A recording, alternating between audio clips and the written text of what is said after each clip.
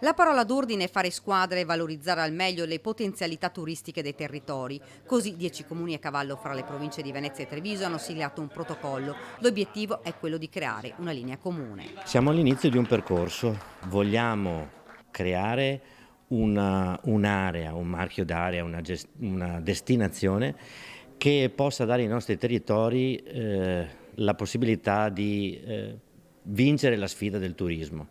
Noi siamo centrali rispetto al Veneto, vicini a Venezia, vicini a Treviso, 2 aeroporti, treni, bicicletta, fiumi, grande guerra, agroalimentare, abbiamo tutto. Un territorio caratterizzato dalla presenza anche di numerose ville venete di epoca palladiana, attraversato dal fiume Sile che bagna le 2 province per poi sfociare nella laguna.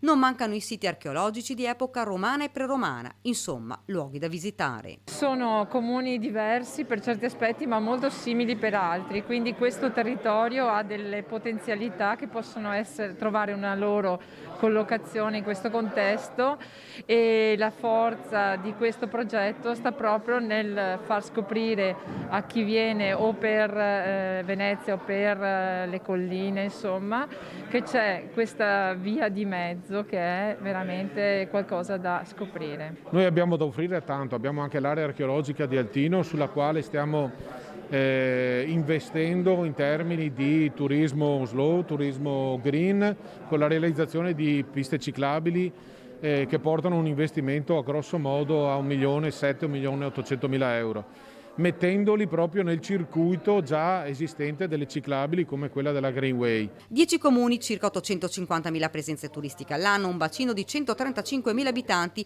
ed una superficie di 280 km².